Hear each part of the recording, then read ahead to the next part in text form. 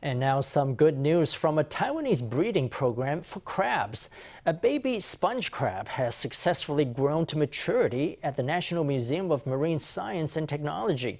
The baby crab hatched in December along with tens of thousands of siblings, but very few sponge crabs make it to maturity.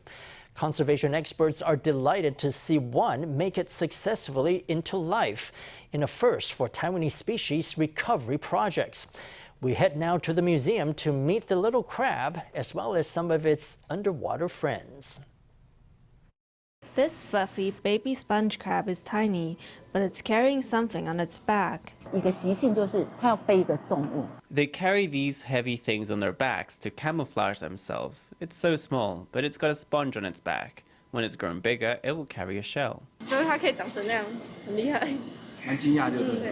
This species of sponge crab has the scientific name Lauridromia dehaani. It's also known as the weightlifter of the sea. This little baby was born in December as part of a painstaking species recovery program at the National Museum of Marine Science and Technology. The chances of a sponge crab fertilized by artificial methods to successfully hatch and grow into an adult crab are 1 in 10,000. We probably had several tens of thousands of crabs that hatched in mid-December, but that number went down through the maturing process, and in the end we have been very lucky to successfully breed one crab. The museum is also working hard to breed clownfish and horseshoe crabs from Jinmen, as well as this eye-catching beast. The scales all stick together, unlike most fish, which have separated scales. It's like a set of armor, giving protection. It has very prominent teeth, like an alligator.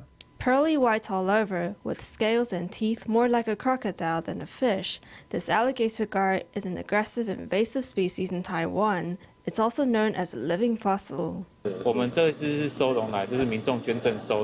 We took this individual in for adoption. He was donated by a member of the public. It's a good species to exhibit as an example of an invasive species, and we can also protect it, study it, and use it for educational purposes. The museum is devoted to ecosystem restoration, as well as conserving many different types of sea creatures, providing opportunities for visitors to meet and study marine life, and bringing humans closer to the ocean.